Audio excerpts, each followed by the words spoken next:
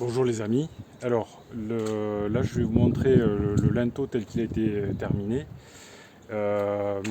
Avant toute autre chose, n'oubliez pas de vous abonner à la chaîne si vous ne l'avez pas encore fait.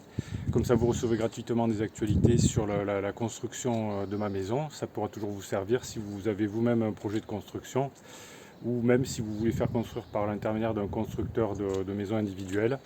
C'est toujours intéressant d'en savoir un peu plus sur les techniques et sur ce qu'on peut faire, quoi, voilà. Donc, alors hier, je vous ai présenté le linteau là, puisque j'ai coulé hier un linteau de 2,10 m de large.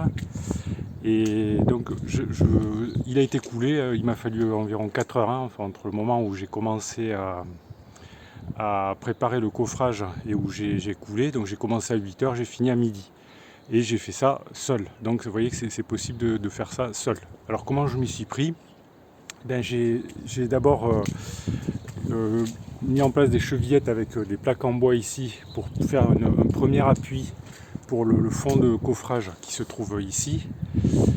Et ensuite, une fois que j'ai fait ça, j'ai posé mon fond de coffrage avec un lito sur le côté là qu'on peut voir ici là, de l'autre côté là pour le tenir contre le mur.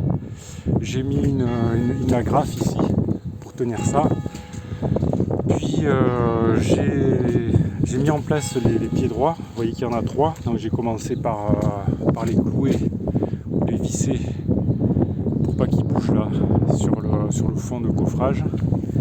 J'ai mis quelques clous en bas là pour pas qu'ils ripent, mais c'est pas très convaincant, quoi. Voilà.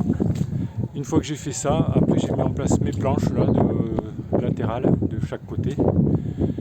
J'ai cloué sur la partie supérieure des planches pour bien maintenir l'écartement du coffrage. Et sur le côté là, il me manquait un morceau de planche, donc j'ai complété comme j'ai pu là, avec des bouts de planche, vous voyez, serre-joint, etc. Voilà. Donc il m'a fallu quand même 4 heures pour faire ça, quoi. Et après, alors je peux vous présenter également le linteau de la fenêtre de la cuisine. Donc c'est la même chose en fait que les autres linteaux, à la différence près qu'elle est plus large que les autres fenêtres. En fait, elle est un petit peu plus haute aussi. Et donc contrairement aux autres linteaux, comme on peut voir là-bas, là j'ai mis des renforts en fait pour que ça soutienne bien le poids, d'autant que je vais devoir monter des blocs par dessus là, 2 rangs, et que donc il faut que ça puisse soutenir le poids, quoi. Voilà, au moins le temps que le linteau sèche. Et après, j'ai continué là, j'ai posé un rang, c'est l'avant-dernier rang en fait, comme vous pouvez le voir de la maison. Et au-dessus de cet avant-dernier rang, va venir se placer le chaînage horizontal, donc les U de chaînage, ici là, voilà. Et tout le tour de la maison, donc c'est sur ce dernier bloc là que je dois poser aujourd'hui, enfin, si la météo est pas trop pourrie. Comme vous pouvez voir en fait, il pleut là, c'est moche, bon bref. Donc il faut que je fasse ce côté là et l'autre côté, parce que c'est là-dessus que va venir se reposer la charpente, et donc il faut que le béton soit bien sec, le béton qui est dans les U de chaînage. Et pour ça il faudrait attendre 3 semaines. C'est long, voilà. Et puis vous voyez que là j'ai des petits niveaux à rattraper là en face, et tout le long là il va falloir que je fasse des petits coffrages pour me mettre au niveau comme j'avais fait ici.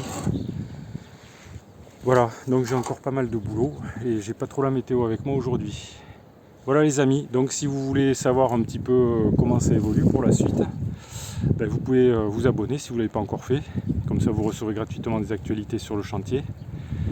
Cliquez sur le pouce j'aime si la vidéo vous a intéressé, et vous pouvez également laisser vos remarques, questions ou commentaires dans le fil de discussion sous la vidéo.